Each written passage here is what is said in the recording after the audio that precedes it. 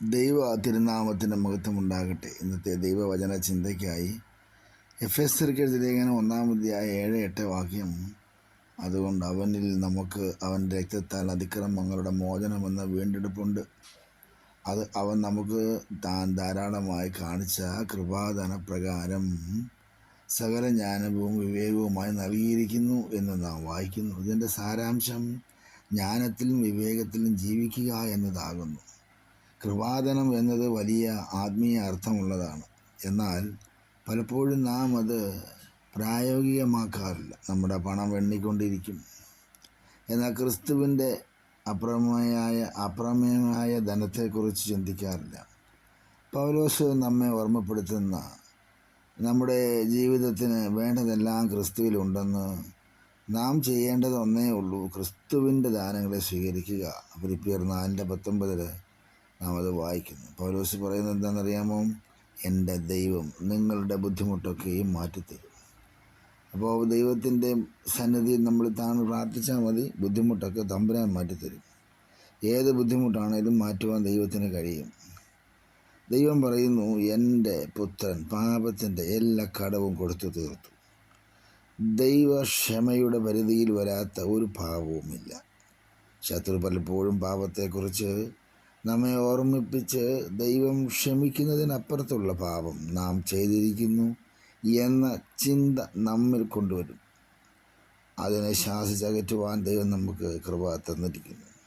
റോമർ 5:20 പറയുന്നു, പാപം പെരുകിയാൽ കൃപ അത്യന്തം വർദ്ധിച്ചു, ദൈവകൃപ കവിഞ്ഞൊഴുകി അത് ആവശ്യത്തിന് ഉതകുന്നു എന്നാകുന്നു. അപ്പോൾ യേശു ക്രിസ്തുവിൻ്റെ യാഗം പാപങ്ങളെ ക്ഷമിക്കുന്നല്ലോ. എന്ന് വെച്ച് ഇനിയും പാപം ചെയ്യാമോ? പൗലോസ് പറയും, ദൈവത്തെ ഓർത്ത് അരുത്. മരിച്ച് ദൈവസന്നിധിയിൽ നമുക്ക് വേണ്ടി ക്രൂശിതനായ ക്രിസ്തുവിനെ ഓർക്കുക. അത് ദൈവകൃപയുടെ മഹത്വമാണ്. ഇനി ക്ഷമയുടെ വലിപ്പം ഓർത്തു നമ്മോട് ക്ഷമിച്ചവനെ നാം പ്രസാദിപ്പിക്കുവാൻ അത് നമ്മെ പ്രചോദിപ്പിക്കണം. അടുത്തതായിട്ട് ദൈവസന്നിധിയിൽ നമ്മൾ ഈ വചനം ചിന്തിക്കുമ്പോൾ കൃപാദാനപ്രകാരം സകല ജ്ഞാനവും വിവേകവുമായി നൽകിയിരിക്കുന്നു.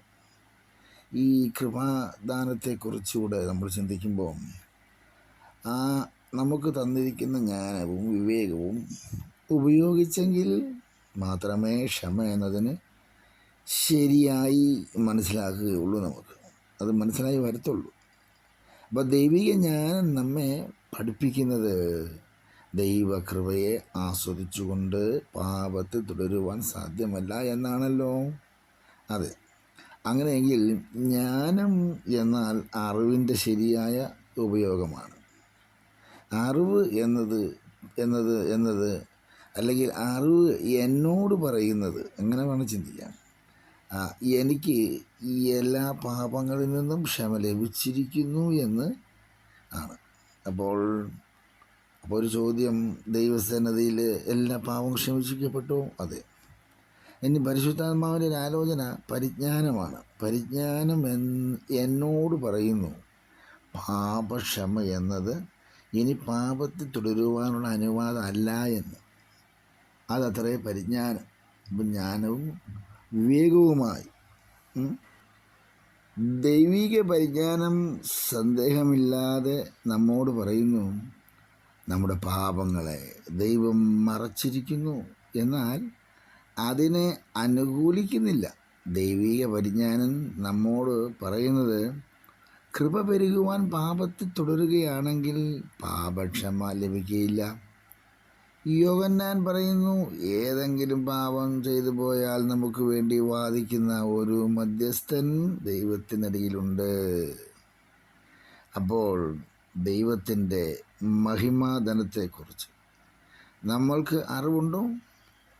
പുഴയോരങ്ങളിൽ ജീവിക്കുന്നവരെ ഉപദ്രവിക്കാതെ കരകവിഞ്ഞൊഴുകുന്ന ഒരു നദിയെപ്പോലെയാണ് കൃപയുടെ ഈ പ്രളയം. തികച്ചും പര്യാപ്തം. ആ അനുഗ്രഹങ്ങളും നന്മകളും നമുക്ക് തന്ന് നമ്മളെ സഹായിച്ചുകൊണ്ടിരിക്കുന്ന ദൈവത്തിന് നന്ദി പറഞ്ഞ് കണ്ണുകളെ അടയ്ക്കാം, പ്രാർത്ഥിക്കാം. പിതാവേ, എന്നെ ചുറ്റിയിരിക്കുന്ന കൃപയ്ക്കായി നന്ദി. ഞാൻ ഇതിനെ സ്വീകരിക്കുന്നു. ഞാൻ നിൻ്റെ ജ്ഞാനവും വിവേകവും ശ്രദ്ധിക്കുന്നു. അവ എന്നെ പാപത്തിൽ തുടരാതിരിപ്പാൻ ഉപദേശിക്കുന്നു. നാമത്തെ മഹത്വപ്പെടുത്തി ഞങ്ങളെയും കുടുംബത്തെയും ഞങ്ങളെ കേൾക്കുന്ന എല്ലാ പ്രിയപ്പെട്ടവരെയും അനുഗ്രഹിക്കണം. യേശു ക്രിസ്തുവിൻ നാമത്തിൽ തന്നെ. ആമേൻ.